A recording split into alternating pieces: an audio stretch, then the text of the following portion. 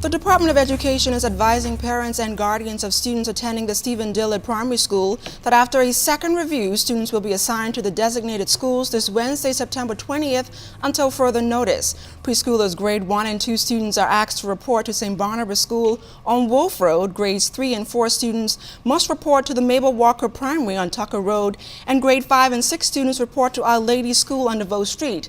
Now I'm joined live with the Director of Education, Mr. Lionel Sands. Mr. Sands, are you able to talk to us a little bit about the reasons for the relocation of students at the Dillet Primary School? Yes, certainly we're able to.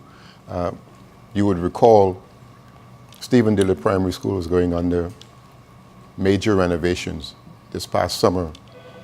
The time frame for the renovations to be completed has expired, and thus the contractors are still on the site making the repairs and doing the necessary renovations, and so we were forced to find accommodation for the students and teachers of the Dillet Primary School. Now the challenge we faced was finding a school that would be able, or a space that would be able to accommodate all of our 800 students at that school. That was very difficult, and so we had to seek to find several spaces that would be able to accommodate all of the students in the school.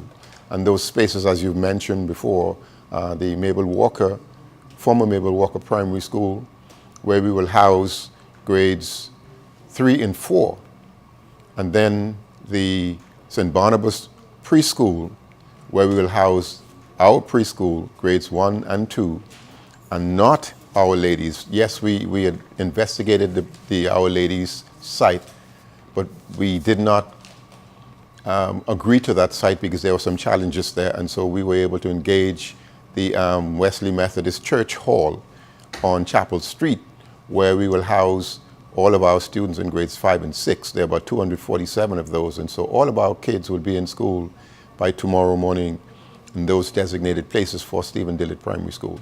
So how soon will we know when the schools will be ready, and is the Ministry of Education going to be spending more money for repairs to that school? The school, we expect, as the contractor said, we will be ready by the end of this month, and so by the 2nd of October, which will be the first Monday, we expect to have all of our students in that school.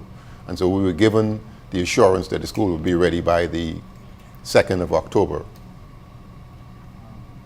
Thank you so much, Mr. Sands. Stay close. We've got more news on the other side of the break.